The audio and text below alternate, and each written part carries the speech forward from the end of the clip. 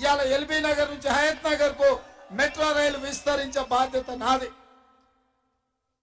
ఇవాళ ఎప్పుడు వర్షాలు వచ్చినా టీవీలో చూస్తుండాలి. ఎల్బీ నగర్లో మూసీలో కొట్టుకుపోయిన వాళ్ళు, కారు పోయింది లేకపోతే మనిషి పోయిండు అని మనం ఎప్పుడు వార్తలు చూస్తుంటాం. ఈ సమస్యకు పరిష్కారం చూపించాలి, ఈ సమస్యను పరిష్కరించాలి. ఈ సమస్యను పరిష్కరించాలి అంటే మీరు సునీతమ్మను ఆశీర్వదించాలి. ఇక ఎన్నికల బరిలో ఉన్న భారతీయ జనతా పార్టీ నేను ఒక మాట గుర్తు చేయదలుచుకున్నా. మన మున్సిపల్ ఎన్నికల్లో మన ఎల్బీ నగర్లో 11 డివిజన్లు ఉంటే 11కు 11 డివిజన్లు బీజేపీ వాళ్ళని గెలిపించారు. ఆ కార్పొరేటర్లు ఎవరైనా మీ సమస్యల్ని పరిష్కరించడానికి వచ్చిండ్రా? ఇవాళ నిలబడ్డ ఈటెల రాజేందర్ ఎన్నడైనా మన దగ్గరకు వచ్చి మీరు ఎట్లున్నారు ఎల్బీ నగర్లో మీ సమస్యల గురించి ఏమైనా మాట్లాడాలని ఆయన అడిగిండా? 9 ఏళ్ళు మంత్రిగా ఉన్నాడు, 7 ఏళ్ళు ఎమ్మెల్యేగా ఉన్నాడు. భారతీయ జనతా పార్టీ నాయకుడుగా నాకు అమిత్ షా నరేంద్ర మోడీ తెలుసు అంటాడు. నీకెవరైనా తెలిసి ఉండొచ్చు రాజేందర్ గారు, మా ఎల్బీ నగర్కు ఏం చేసినావు, ఏం తీసుకొచ్చినావు, ఏం నిధులు ఇప్పించినావు అని నేను ఈరోజు అడుగుతున్నా. ఆయనలో 2021లో వరదలు వచ్చినప్పుడు మన ప్రాంతం ముఖ్యంగా మూసీ పరివాహక ప్రాంతం మొత్తం మూసీలో మునిగిపోయింది.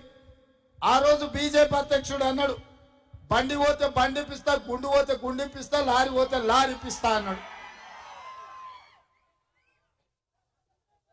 మునిగినోళ్లకు ఫ్రిడ్జ్లో మంచాలో టీవీలు పోతే, సైకిల్లో ఏమైనా కొట్టుకపోతే కనీసం అవి కూడా ఇప్పియలే. ఆయన చెప్పిండు బండికి బండి గుండుకు గుండు అని.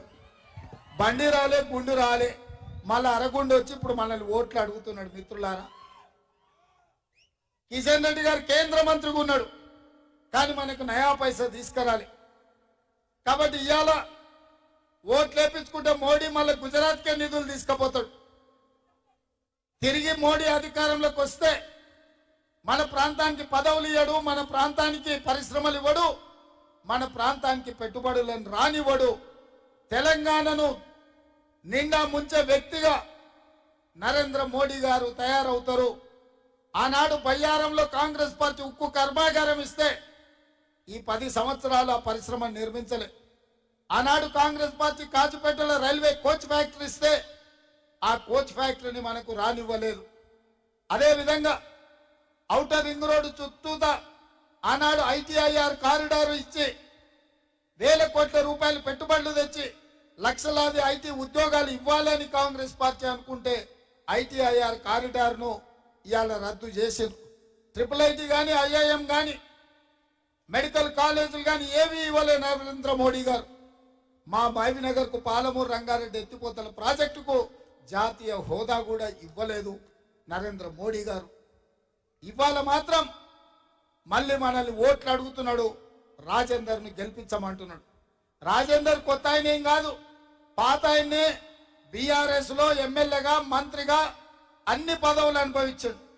ఆ ప్రభుత్వంలో పనిచేయలేదు, కేంద్ర ప్రభుత్వంలో చేరినాక అక్కడ పనిచేయలేదు. అందుకే ఇవాళ 10 ఏళ్ళు కేసీఆర్ మోసం చేసినందుకు మొన్న డిసెంబర్లో బండకేసి కొట్టిండ్రు మీరు. ఇప్పుడు నరేంద్ర మోడీ మీ ముందుకు వచ్చాడు. ఆయన కూడా 10 సంవత్సరాలు ప్రధానమంత్రిగా ఉన్నాడు. మన ప్రాంతానికి ఒక్క పైసా